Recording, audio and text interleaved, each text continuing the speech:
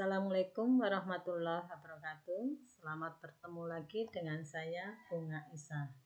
Pada video pembelajaran kali ini kita akan membahas tentang suhu dan perubahannya. Pada bagian yang pertama kita akan bahas tentang pengertian suhu. Ya. Suhu adalah tingkat atau derajat panas suatu benda. Benda yang panas mempunyai derajat panas lebih tinggi daripada benda yang dingin. Benda yang tingkat panasnya sama kadang dirasakan berbeda oleh tangan kita, tangan kanan dan tangan kiri. Hal ini menunjukkan bahwa indera perasa, yaitu tangan kita, memang dapat merasakan tingkat panas benda, tetapi indera perasa bukan pengukur tingkat panas yang handal. Jadi, suhu benda yang diukur dengan indera perasa menghasilkan ukuran suhu kualitatif yang tidak dapat dipakai sebagai acuan. Suhu harus diukur secara kuantitatif dengan alat ukur suhu yang kita sebut dengan termometer. Suhu yang merupakan salah satu besaran pokok dalam sistem internasional, satuan suhu yang dipakai adalah Kelvin.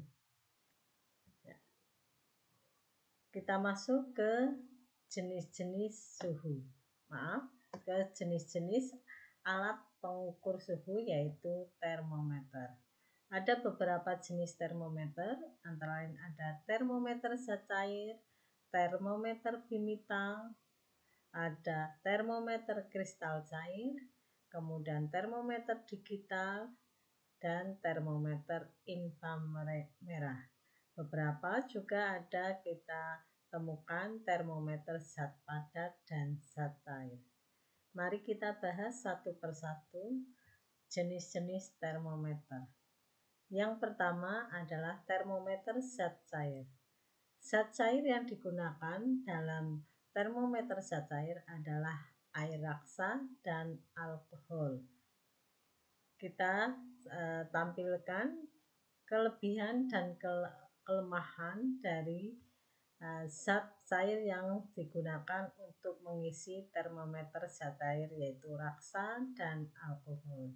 Untuk kelebihan raksa, yaitu yang pertama, mudah dilihat karena mengkilap. Kemudian yang kedua, pemuaiannya teratur. Dan yang ketiga, jangkauan suhunya lebih besar, yaitu antara minus 39 derajat Celcius sampai 357 derajat Celcius.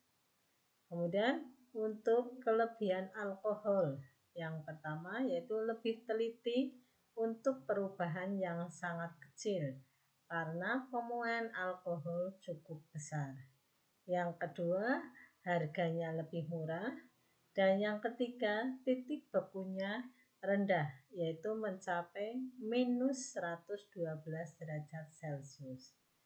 Kemudian untuk kelemahan dari raksa, yang pertama adalah harganya relatif lebih mahal. Kemudian yang kedua, tidak dapat mengukur suhu yang rendah, yaitu yang kurang dari minus 39 derajat Celcius.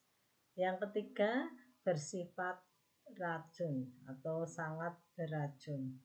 Kemudian untuk kelemahan alkohol sebagai termometer zat cair adalah yang pertama, titik didihnya rendah, yaitu hanya mencapai 78 derajat Celcius, sehingga tidak bisa mengukur suhu yang tinggi. Yang kedua, tidak berwarna sehingga sulit untuk dilihat. Kemudian yang ketiga, membasahi dinding. Itu adalah kelebihan dan kelemahan raksa dan alkohol. Contoh termometer zat cair yang sering digunakan adalah yang pertama, termometer laboratorium. Kita lihat gambarnya, biasanya berbentuk pipa kapiler yang berskala. Bentuknya panjang dengan skala antara minus 10 derajat Celcius sampai 110 derajat Celcius. Kemudian pengisi zat cairnya yaitu berupa raksa ataupun alkohol. Alkohol yang sering digunakan sebagai termometer zat cair adalah jenis toluen, yaitu yang mempunyai rentang suhu antara minus 90 derajat Celcius hingga mencapai 100 derajat Celcius.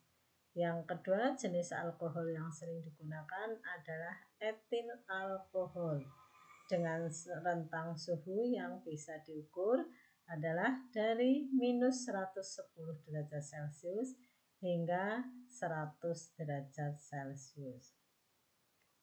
Ya, kita lanjut. Yang kedua adalah termometer suhu badan. Ini juga menggunakan jenis termometer zat cair. Ya. Digunakan untuk mengukur suhu badan manusia. Skala yang ditampilkan antara 35 derajat Celcius sampai 42 derajat Celcius. Kemudian zat cair yang digunakan adalah jenis air raksa.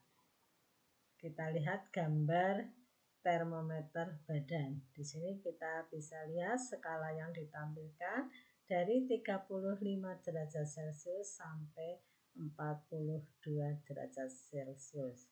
Dan biasanya diletakkan di ketiak ataupun dimasukkan ke dalam mulut untuk mengukur suhu badan manusia. Yang kedua, kita lihat jenis termometer yang kedua adalah termometer bimetal. Ya.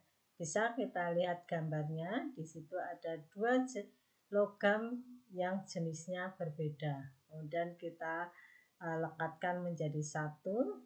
Jika suhunya berubah, maka bimetal akan melengkung. Mengapa? Karena logam yang satu memuai lebih panjang dibandingkan logam yang lainnya. Hal inilah yang dimanfaatkan untuk membentuk termometer. Ya, dengan perubahan muai panjang inilah yang nanti bisa digunakan sebagai skala untuk menunjukkan suhu yang berubah, ya, atau kenaikan suhu yang ada. Skala ini menunjukkan perubahan suhunya. Ya. Kemudian yang ketiga adalah termometer kristal cair. Terdapat kristal cair yang warnanya dapat berubah jika suhunya berubah. Kristal ini dikemas dalam bentuk plastik tipis untuk mengukur suhu tubuh manusia, suhu akuarium, suhu lemari es, dan lain sebagainya. Kita lihat gambarnya. Jadi termometer kristal cair ini cukup praktis digunakan, tinggal dilekatkan atau ditempelkan di dahi kita atau di tangan kita. Nah, kenaikan suhu ini bisa kita lihat dengan adanya perubahan warna pada kristal cair yang dikemas dalam plastik yang tipis. Kita lanjutkan. Termometer yang keempat adalah termometer digital. Termometer digital menggunakan logam sebagai sensor suhunya yang kemudian memuai, dan pemuainya ini diterjemahkan oleh rangkaian elektronik dan ditampilkan dalam bentuk angka yang langsung dapat kita baca. Ya, jadi tidak menunjukkan skala tapi langsung berupa angka yang menunjukkan kenaikan suhu dari benda yang kita ukur. Kita lihat bentuk jenis termometer digital. Jadi langsung menampilkan angka dari perubahan suhunya. Berikutnya, yang kelima, termometer inframerah. Termometer ini dapat mengukur suhu tanpa bersentuhan dengan objek yang akan diukur suhunya secara langsung. Termometer ini biasa juga disebut dengan termometer pistol atau termogan. Ya. Sekarang kita banyak sekali beberapa tempat-tempat umum yang menggunakan termogan atau termometer inframerah ini untuk mengecek suhu badan kita atau suhu badan manusia dari jarak yang relatif lebih jauh, ya. Apalagi di masa pandemi ini, kita setiap saat di tempat-tempat umum seperti mall, kemudian tempat ibadah, sebelum kita masuk kita akan diperiksa suhunya dengan menggunakan termometer inframerah yang biasa disebut dengan termogan. Ya. Demikian yang dapat Ibu sampaikan untuk video pembelajaran kali ini. Semoga bermanfaat. Ibu akhiri. Assalamualaikum warahmatullahi wabarakatuh.